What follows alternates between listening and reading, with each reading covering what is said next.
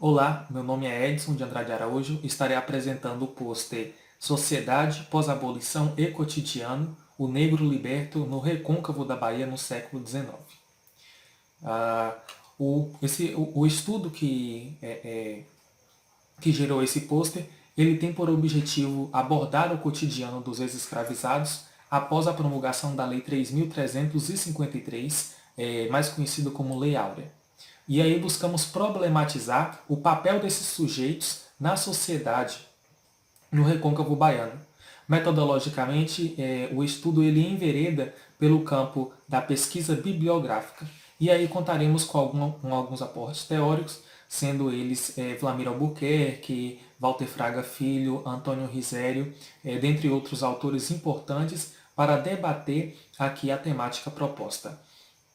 Essa análise ela identificou que nem a sociedade, nem o poder público naquele período amparou os sujeitos, sejam eles negros, crioulos, livres, alforriados, e que apenas a promulgação da lei ela não foi suficiente para atender os anseios daquele povo pela sobrevivência digna. Os ex-escravizados eles encontraram muitas barreiras que dificultaram a inserção na sociedade no recôncavo, pois existia ainda senhores que mantinham, que mantiveram pessoas escravizadas em suas fazendas, mesmo após a promulgação da lei.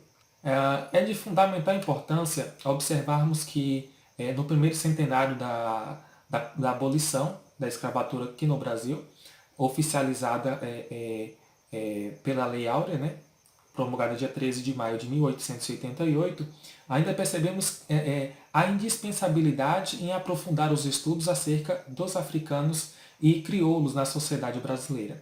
Através dessa temática ainda carente de exploração, analisaremos alguns aspectos como liberdade no recôncavo da Bahia, de forma indireta. Nos dedicaremos a discutir também a sociedade e a relação senhores e ex-escravizados, entre outros pontos que essa temática também nos possibilita indagar. Nosso intuito é fazer, nesse debate, nesse diálogo com essa escrita, a partir de um outro viés da história, diferente da que nos é apresentada. Esse estudo ele busca mostrar, com base em história, com base em pesquisa, em pesquisadores na área, estudar a vida desses indivíduos invisibilizados e submetidos à escravidão. Essa época ela também exige muita atenção, ela exige uma atenção redobrada por parte dos historiadores e historiadoras na reconstituição dos fatos, para assim evitar reproduzir o que é apresentado pelos discursos coloniais que submetem pessoas como objeto no sistema escravista. O espaço-tempo aludido ao estudo é o recôncavo do atual estado da Bahia e o recorte temporal delimitado ele compreende o ano de 1888. E aí, no estado baiano, a época foi palco de grandes acontecimentos. E aí, também é importante falar que o trabalho ele está dividido pelos seguintes tópicos. O negro no recôncavo da Bahia, pós-promulgação da Lei Áurea, onde ele traz de forma problematizada a promulgação da lei em estudo e a tentativa dos contratos por parte dos senhores para com os libertos. E aí eu também procuro problematizar a imagem passada pela princesa Isabel, a imagem de princesa boazinha que concedeu liberdade aos ex-escravizados. E aí eu tenho o aporte teórico de Vlamir Albuquerque, Walter Fraga Filho e daí por diante. E aí o segundo tópico é abordado a vida dos libertos na sociedade pós-1888, na qual exploraremos sobre a vida e um pouco do cotidiano dos negros e a inserção desses sujeitos libertos na sociedade. E aí problematizo também com um dos casos, que foi o de Romão e Pedro e Romão, uma história de dois ex-escravizados que aproveitou a saída do seu dono, do senhor de engenho para ir até a cidade, e eles saíram da fazenda carregando dois animais, e aí um deles foi pego ainda no mesmo ano de 1888, e aí eu problematizo essa questão de que esses animais na qual eles um deles foi autuado, né, que foi capturado, ele foi autuado como roubo, no caso.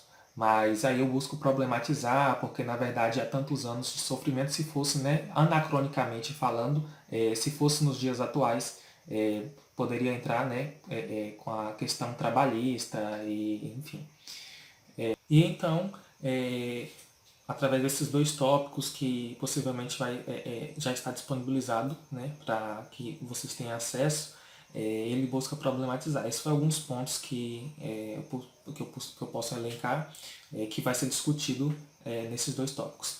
E aí, por fim, né, podemos constatar no decorrer dessa pesquisa a mudança na estrutura da sociedade que havia se formado no recôncavo da Bahia, transformação que veio após a abolição, né, da escravatura, e com o surgimento de vários ex-escravizados transitando em espaços que não os pertenciam, né, como libertos, e que não fazia parte, né, do cotidiano desses ex-escravizados.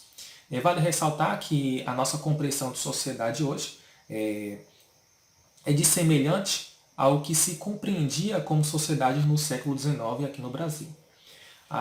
Essa pesquisa, em nosso entendimento, né, ela tem uma enorme contribuição para a sociedade do século XXI, sendo possível analisar os moldes estruturais dos quais estamos inseridos, refletindo sobre o Brasil do século XIX e suas colaborações para o corpo social atual. Desse modo, ao analisarmos reflexivamente, observamos de que forma a criação de políticas públicas conseguiu dar um amparo e um reparo para esses indivíduos, contribuindo para uma sociedade com menor desigualdade social, fato que não ocorreu no período pós-abolição.